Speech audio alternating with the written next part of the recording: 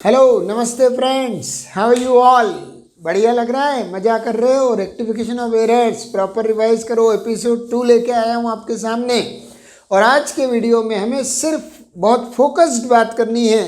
Theory की बात हमने कर ली, फोकस हमारा आज किस पे रहेगा? फोकस हमारा आज ज़्यादा से ज़्यादा न्यूमेरिकल्स पे रहेगा। हम आपको बताएंगे कि जो चारों टाइप्स की एरर्स हैं, राइट, कौन कौन सी errors, principal errors, errors of omission, compensating errors, error of commission, इन सारी गलतियों को कैसे पहचाना जाता है, कैसे आइडेंटिफाई किया जाता है और कैसे रेक्टिफाई किया जाता है। तो हम सिस्टमेटिकली एक एक एरर को लेके उसके एग्जाम्पल्स डिस्कस करके उसके बारे में जो भी टेक्निकल चीज़ें हैं उन पे बात करके, क्योंकि आमतौर पे क्या होता है, अगर आप सीधा न्यूमेरिकल पे जंप करते हैं उसकी पहचान किए बिना, उसकी टेक्निकलिटीज़ को जाने बिना, तो कहीं ना कहीं आप टेम्परेरी लर्निंग कर रहे होते हैं। लेकिन मेरा ऑब्जेक्टिव यहाँ पर रहेगा कि हम फोकस करें न्यूमेरिकल्स पर और उसके सारे इस टाइप के आसपास के जो इश्यूज हैं जिसके कारण बच्चे को आमतौर पे पहचानने और एरर को सुधारने में गलती होती है। तो मैं आपके सामने अपना एक प्रेजेंटेशन अलग से स्टार्ट कर रहा हूँ, उसे आप ध्यान से देखिएगा। जूम कर लें, पॉज कर लें। हमेशा मैं आपसे रिक्वेस्ट करता हूँ नोट्स बना लें और फिर अपने न्यूमेरिकल्स मेरे साथ साथ करते जाएं। और उसके बाद नेक्स्ट वीडियो में मैं आपको बहुत सारी एक्सरसाइजेज दूंगा जिन्हें हम अपने तरीके से सॉल्व करेंगे, राइट। बहुत सारे क्वेश्चन अनसॉल्व फॉर्म में आपको दिए जाएंगे, उन्हें हम डिस्कस करेंगे, राइट बॉस। Thank you. तो कंटिन्यू रखें उस प्रेजेंटेशन को, उसको जिसमें मैं सॉल्व कर रहा हूँ, वो सारी स्लाइड्स को ध्यान से देखें, कंटिन्यूएशन में चल रहा है। Thank you. Namaste and good morning, my dear friends. We are here with the episode number 2 of rectification of errors. Yes, you are right. Caption दिख रहा होगा आपको, रेक्टिफिकेशन ऑफ एरर्स। अब पिछली क्लास में हमने एरर्स के क्लासिफिकेशन पे पूरी बात कर ली है। आज हमें समझना है दो चीज़ें। पहली चीज़ कौन सी? पहली चीज़ बहुत इंपॉर्टेंट जो है वो ये है कि लोकेशन ऑफ एरर्स, यानी एरर्स को कब और कौन कौन सी स्टेजेस पर आइडेंटिफाई करके रेक्टिफाई किया जा सकता है। लोकेशन ऑफ एरर्स एक बहुत इंपॉर्टेंट टॉपिक है friends. So location of errors में हमारे पास 3 स्टेजेस होती हैं। पहली, before making trial balance, before preparation of trial balance.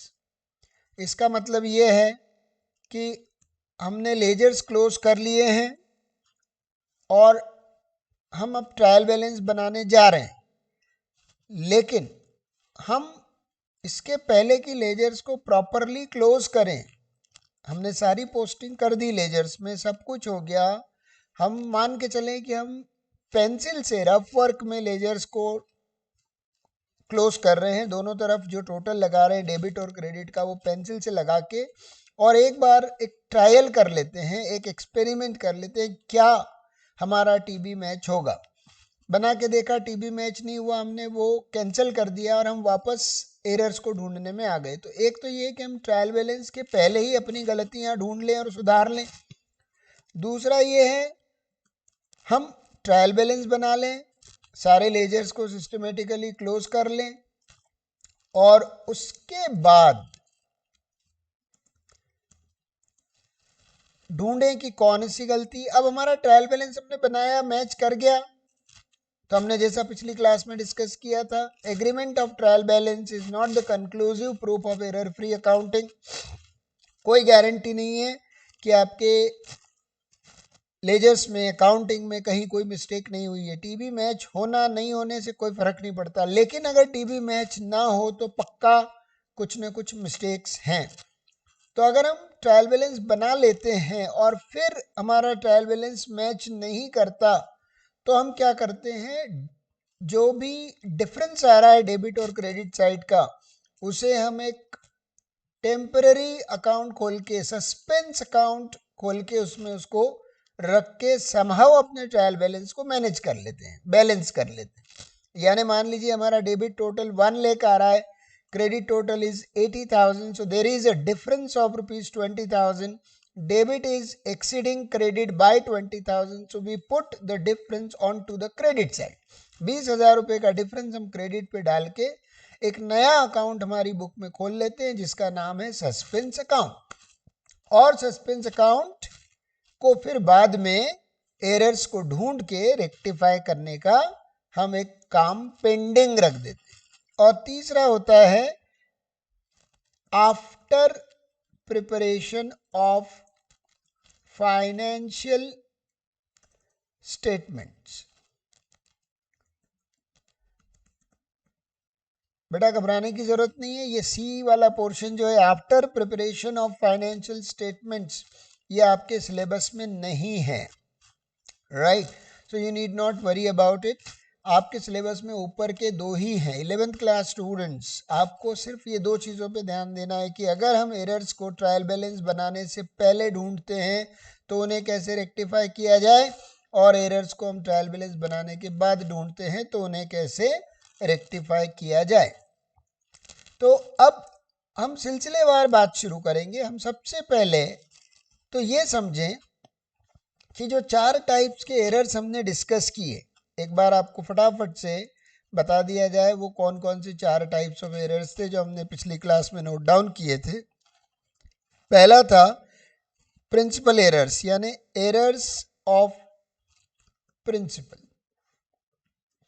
ध्यान रखना प्रिंसिपल, PAL मत लिखना, राइट। प्रिंसिपल एरर्स यानी errors in applying any accounting principle, जैसे money measurement principle, duality, matching concept, revenue recognition principle और हिस्टोरिकल कॉस्ट कॉन्सेप्ट। कहीं भी आपके जो भी अकाउंटिंग प्रिंसिपल्स हैं, अकाउंटिंग अजम्पशंस हैं, अगर उनको आप अप्लाई करने में एरर कर देते हो तो वो एरर्स कहलाती हैं एरर ऑफ प्रिंसिपल। दूसरी एरर हमने डिस्कस की थी errors of omission. Errors of omission are those errors where a transaction is missed out, not recorded in the books of accounts, right? तो अब इसमें 2 टाइप्स होते हैं। पिछली क्लास का ये रिकैप्चुलेशन है, फटाफट बता दे रहा हूँ आपको। एरर्स ऑफ ओमिशन में 2 टाइप के होते हैं। एक होता है बेटा कंप्लीट ओमिशन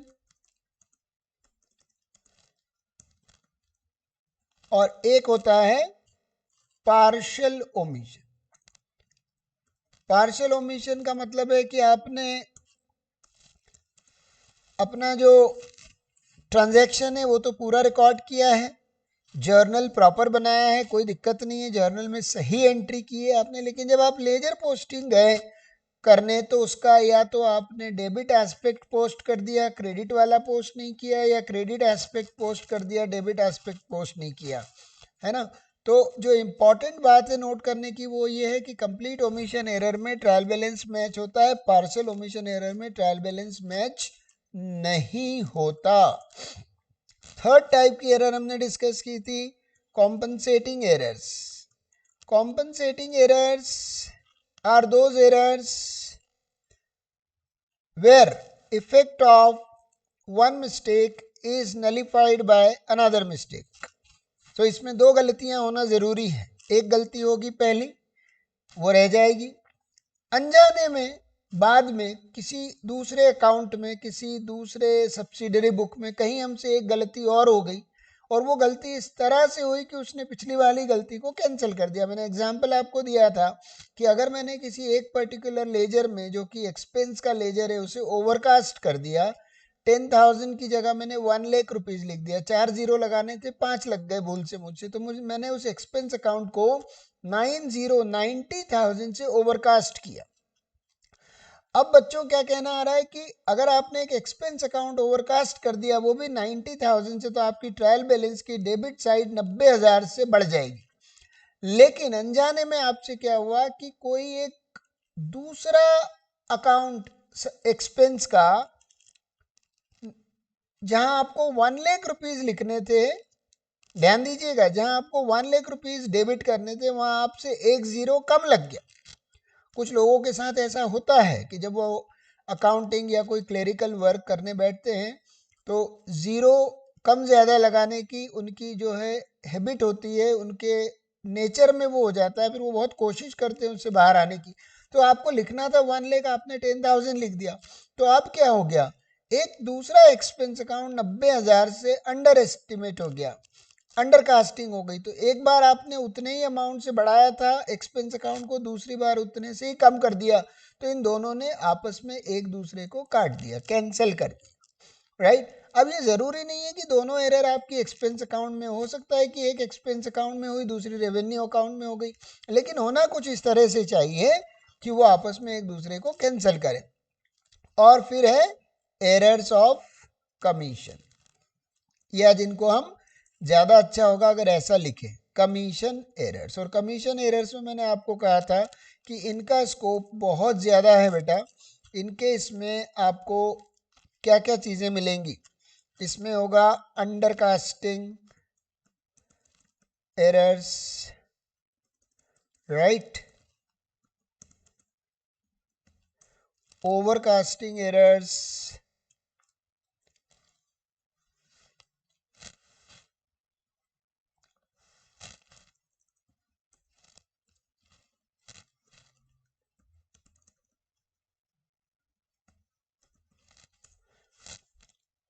अब ये चीज़ें आपको ये ध्यान रखनी है, undercasting, overcasting, posting into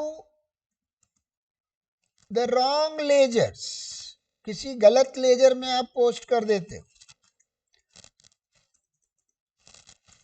posting on to the wrong side of ledger, गलत साइड पे पोस्ट कर देते हो, posting with wrong amount,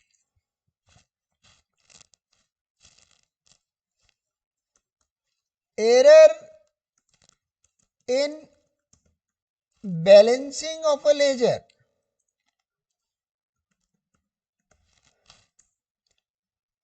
or maybe writing the balance on wrong side of a ledger,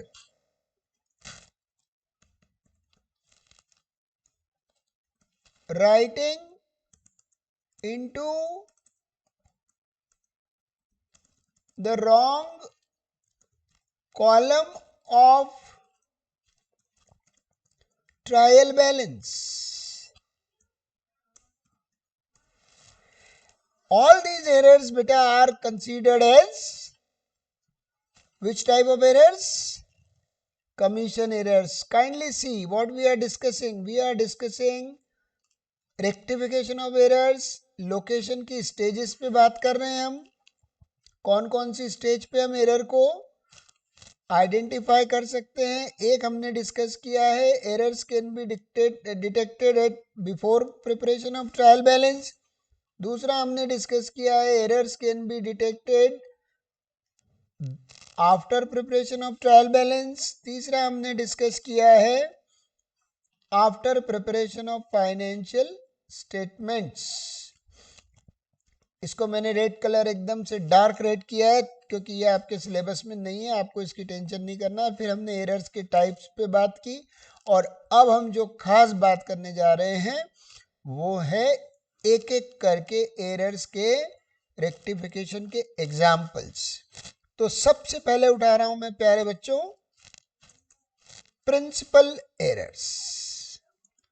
Principal errors are those errors which are committed when any accounting principle is misunderstood or wrongly applied। हमारे जितने भी expenditure होते हैं, जितने भी payments हम करते हैं वो आमतौर पे तीन तरह के होते हैं। एक होता है कैपिटल एक्सपेंडिचर,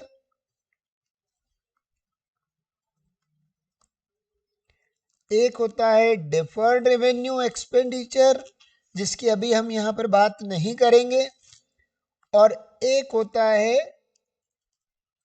रेवेन्यू एक्सपेंडिचर। ध्यान देना बेटा, देयर आर 3 टाइप्स। देखिए मैं यहाँ पर कॉर्नर में लिख देता हूँ स्टार लगा के।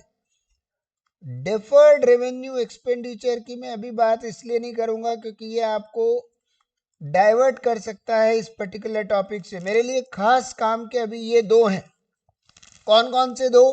कैपिटल एक्सपेंडिचर और revenue expenditure. Capital expenditure are those expenditure which are non recurring in nature. ये नॉन रिकरिंग होते हैं, एंड इनके बारे में जो इम्पोर्टेंट चीज है वो ये है कि या तो ये आपकी एसेट्स को इंक्रीज करते हैं, they lead to increase in your assets, और they lead to decrease in your liabilities. तो इनका सीधा सीधा कनेक्शन, हर कैपिटल एक्सपेंडिचर का कनेक्शन आपकी बैलेंस शीट से होता है। ये डे टू डे नहीं होते, ये नॉन रिकरिंग होते हैं। जैसे एग्जाम्पल के तौर पे अपन लिख सकते हैं फर्नीचर परचेज्ड, बिल्डिंग परचेज्ड और मशीनरी परचेज्ड।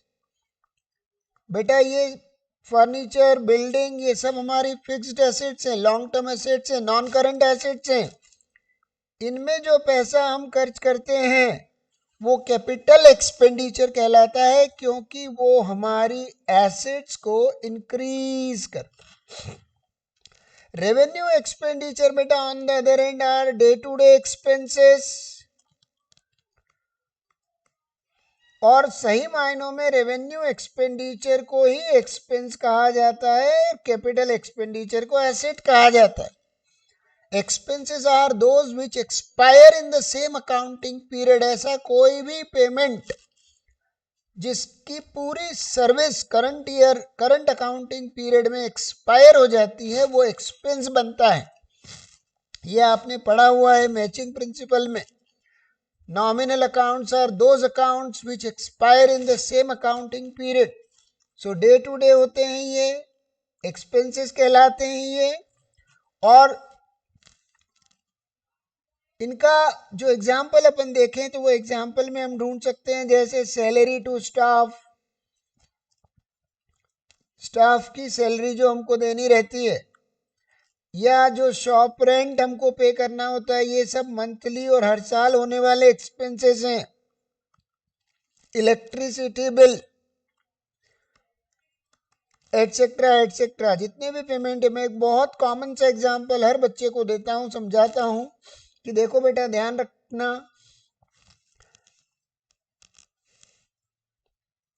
कार अगर आप खरीदते हो, कार परचेज्ड, तो ये आपका कैपिटल एक्सपेंडिचर है, क्योंकि आपकी कार जो है इसकी लॉन्ग लाइफ है, and car is going to give you service for a long period of time, more than 1 year at least. मगर कार का जो फ्यूल हम लेते हैं, पेट्रोल हम लेते हैं, ठीक है, कार का पेट्रोल बार बार खत्म हो जाता है, ये कंज्यूमेबल है। फुल टैंक भी करा लिया, खत्म हो गया, फिर भराना पड़ेगा। कार वही रहेगी, पेट्रोल नया आता रहेगा, बार बार आपको उसमें पेट्रोल, या जो भी अगर आपकी गैस व्हीकल है तो गैस, या जो भी जैसा इलेक्ट्रिक ऑपरेटेड है, तो ये एक्सपेंस आपका बार बार होता रहेगा। Car purchased is capital expenditure which is durable in nature. Car fuel is non durable, ये कंज्यूमेबल है। अब क्या होता है कि जब कोई अकाउंटेंट किसी कैपिटल एक्सपेंडिचर को रेवेन्यू एक्सपेंडिचर बता दे गलती से, या रेवेन्यू एक्सपेंडिचर को कैपिटल एक्सपेंडिचर बुक कर दे, तो ऐसी एरर को हम बोलते हैं प्रिंसिपल एरर। एक बहुत इंपॉर्टेंट अकाउंटिंग प्रिंसिपल इसमें वायलेट हो जाता है। गोइंग कंसर्न का इससे कनेक्शन है, going concern assumption, historical cost principle, right. So हमें ध्यान जो देना है वो ये देना है बेटा कि whenever a capital expenditure is recorded by mistake as a revenue expenditure and vice versa, the error so committed is called principal error. Now I'll give you some examples of principal error. Pay attention. Example number 1. बहुत ही common example है, हर book में आपको मिलेगा, हर teacher आपको बताएंगे. Example number 1 is wages paid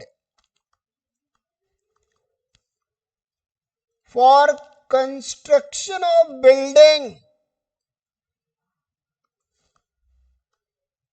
आपने एक building बनवाई अपने ऑफिस के लिए, अपने शोरूम के लिए, उसकी कुछ वेजेस पे की आपने. Wages paid for construction of building wrongly debited.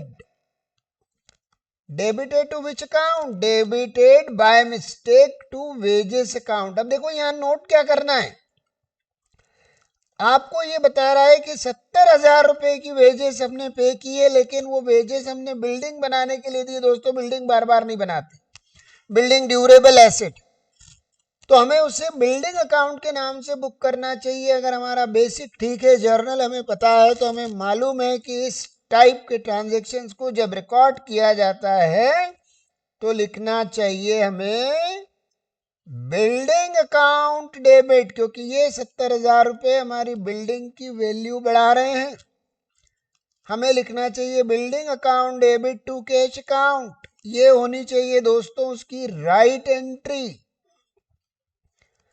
मगर हमने क्या किया, अफसोस, हमसे गलती हो गई. क्या गलती हो गई? रॉन्ग एंट्री हमने क्या बना दी बेटा, हमने उसे वेजेस अकाउंट में डेबिट कर दिया.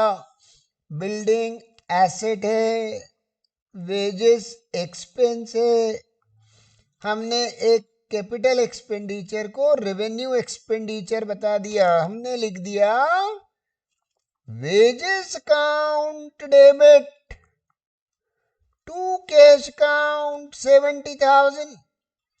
यहां हमसे भूल हो गई. अब इस गलती को जब हमने रियलाइज किया, क्योंकि ये गलती हमको ट्रायल बैलेंस से नहीं पता चलेगी, ट्रायल बैलेंस विल मैच, क्योंकि हमसे गलती अमाउंट में नहीं हुई है. देखो डेबिट करना था डेबिट ही किया, 70,000 करना था 70,000 ही किया, बस बिल्डिंग के नाम से डेबिट करने की जगह वेजेस के नाम से डेबिट किया. तो टीबी क्यों मैच कर जाएगा? अरे टीबी इसलिए मैच कर जाएगा मेरे भाई कि अगर तुम उसको बिल्डिंग भी लिखते तो डेबिट कॉलम में ही 70,000 लिखते ना. अब हुआ क्या कि तुमने बिल्डिंग की जगह उसे किस नाम से लिख दिया, वेजेस के नाम से. तो पर्टिकुलर कॉलम में गलती हुई ना आपसे, अकाउंट गलत नाम से खुला ना आपका, लेकिन अमाउंट तो सही कॉलम में और सही अमाउंट आया. तो फिर क्या होगा, टीबी मैच कर जाएगा. अब टीबी मैच करेगा तो आपको ऐसा लगेगा कि सब सही है, लेकिन जब ऑडिट होगा या थॉरो चेकिंग होगी तो ये गलती समझ में आएगी. अब इसे सुधारे कैसे? तो बहुत सिंपल है.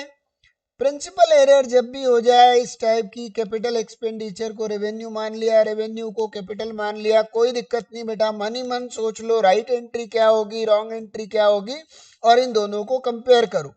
अब इन दोनों को जब आप कंपेयर करोगे तो आपको समझ में आएगा बिल्डिंग की जगह वेजेस अकाउंट डेबिट हुआ, तो ये जो रॉन्ग एंट्री है इसमें वेजेस अकाउंट गलत डेबिट हो गया. कैश तो सही है, कैश क्रेडिट होना भी चाहिए था, हुआ भी है, तो हमें कैश को नहीं छेड़ना. रेक्टिफिकेशन ऑफ एरर का गोल्डन रूल है, जो अकाउंट पहले से सही है उसके साथ कुछ छेड़खानी ना करें. तो कैश अकाउंट सही था और सही है. गलती कहाँ हुई? गलती बिल्डिंग और वेजेस में हुई. वेजेस बेकार डेबिट हो गया, तो वेजेस को हम कैंसिल करने के लिए क्रेडिट कर सकते हैं. तो हम रेक्टिफिकेशन में वेजेस को ले जाएंगे नीचे, और बिल्डिंग अकाउंट जो कि डेबिट होना था और नहीं हुआ है तो उसे कर देंगे डेबिट. तो हमारी रेक्टिफिकेशन एंट्री ऐसी बनेगी, रेक्टिफाइड एंट्री. जो आपको एग्जाम में यही एंट्री बनानी है, वो ऊपर जो है वो आपका वर्किंग नोट है. आप लिखोगे बिल्डिंग अकाउंट डेबिट, क्योंकि बिल्डिंग अकाउंट डेबिट करना था, मैंने डेबिट नहीं किया, ये कर दिया debit.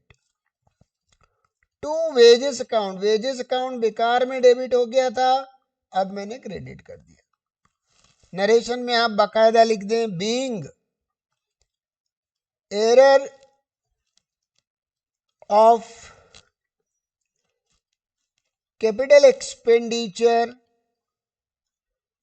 treated as revenue expenditure now rectified।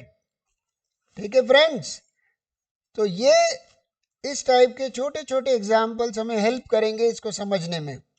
Thank you. Principal errors में हम सेकंड एग्जाम्पल ये ले सकते हैं बेटा,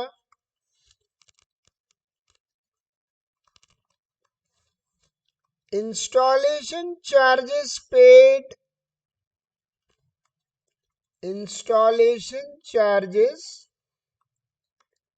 paid on newly purchased machine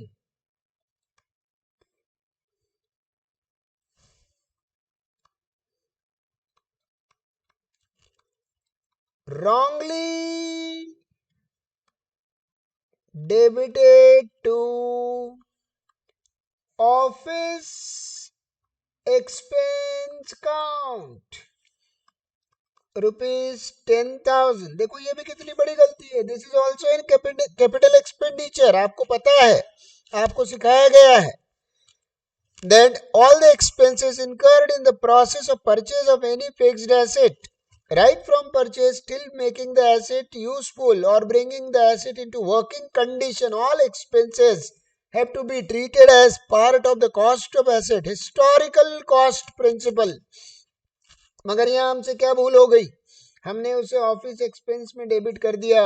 हमारी सही एंट्री बननी चाहिए थी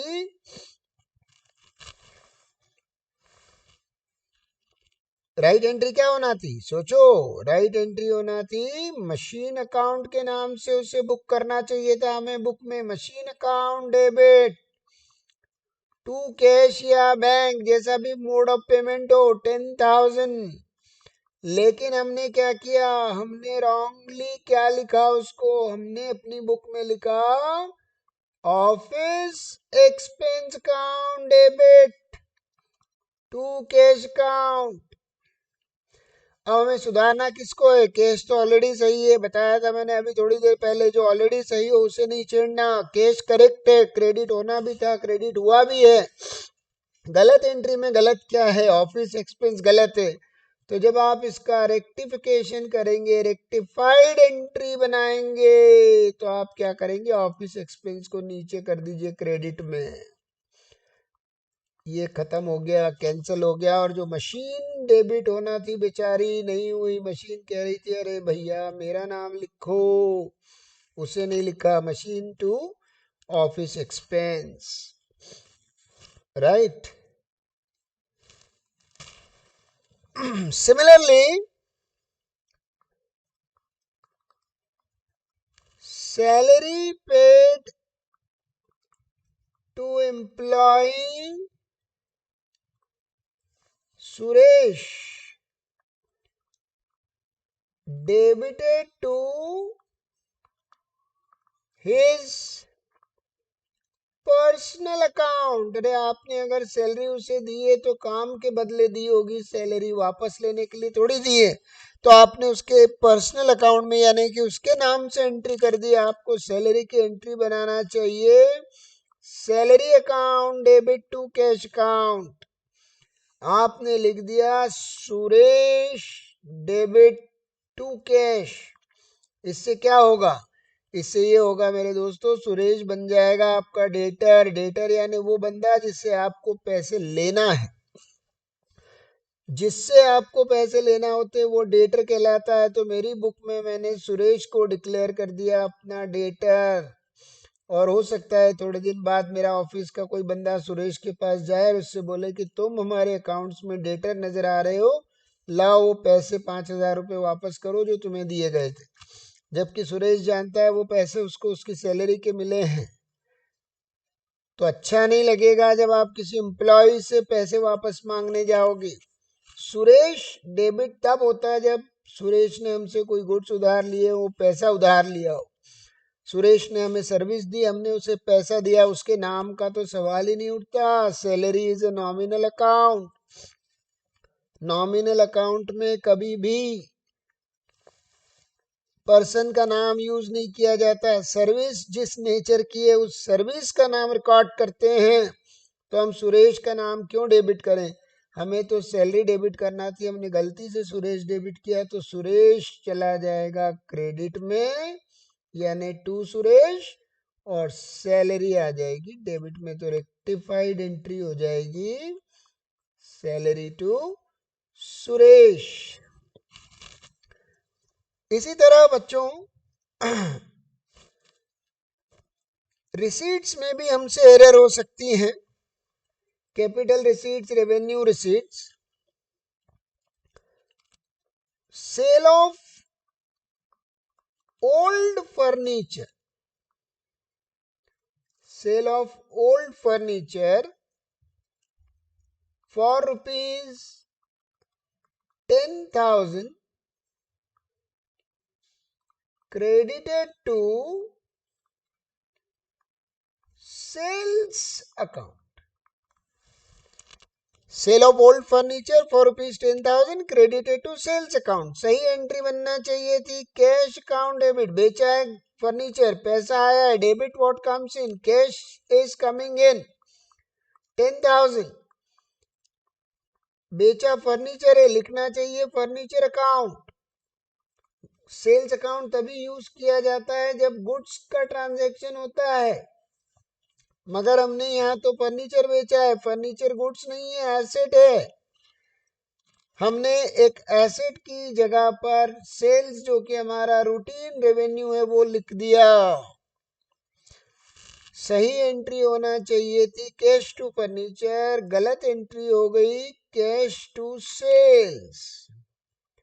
सेल्स अकाउंट गलत क्रेडिट हो गया, फर्नीचर की जगह सेल्स क्रेडिट हो गया। कैश सही था, सही है, हमें खाली इन दोनों में एक्सचेंज करना पड़ेगा।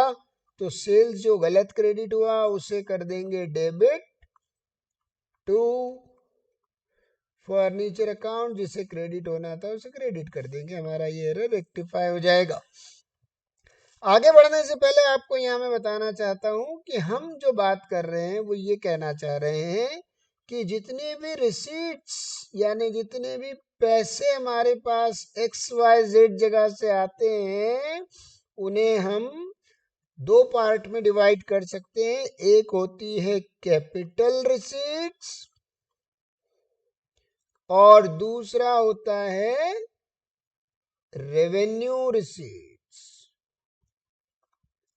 Capital receipts non recurring nature की होती हैं, कभी कभार मिलने वाली है। ये रेगुलर आपकी इनकम नहीं है, ये आपके पास कोई स्पेशल ट्रांजैक्शन का नतीजा होता है कि ये मिलते हैं आपको। तो जो नॉन रिकरिंग है, जिनमें कोई ना कोई एसेट आपका या तो रिड्यूस होगा या कोई ना कोई लायबिलिटी आपकी इंक्रीज होगी, ऐसे रिसीट्स में कैपिटल रिसीट्स आती, जैसे loan taken, old furniture sold, machinery sold, building sold, borrowed money from any financial institution, ये सब कैपिटल रिसीट को बिलोंग करते हैं।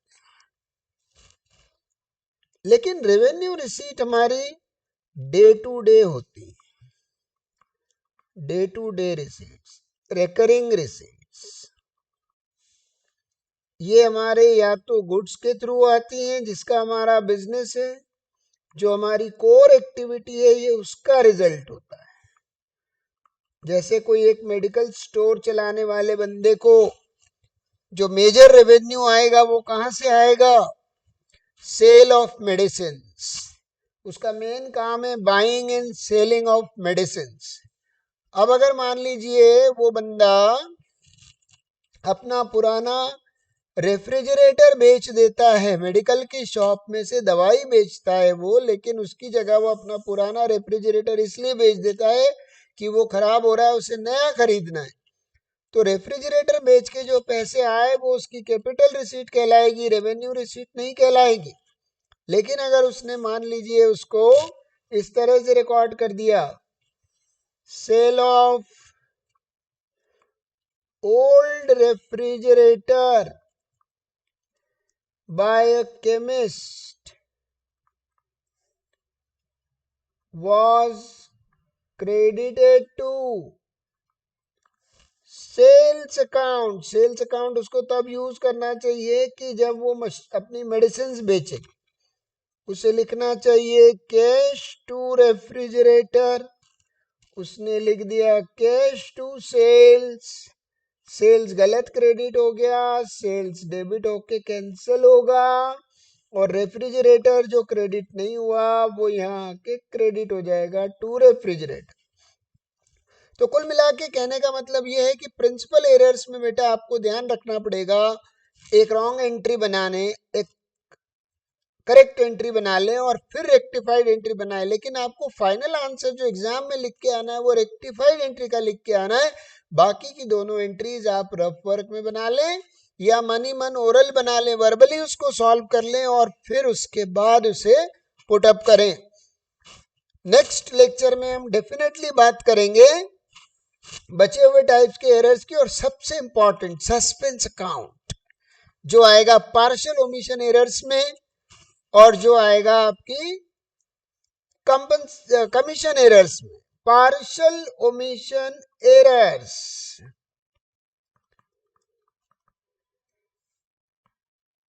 और कमीशन एरर्स, ये दो ऐसी एरर्स होती हैं जो हमारे ट्रायल बैलेंस को मैच नहीं होने देती। टीबी डजंट मैच, और टीबी मैच नहीं होता तो बुक्स में खुलता है सस्पेंस अकाउंट, और यही सबसे बड़ा दुखी करने वाला हमारे बच्चों को टॉपिक है।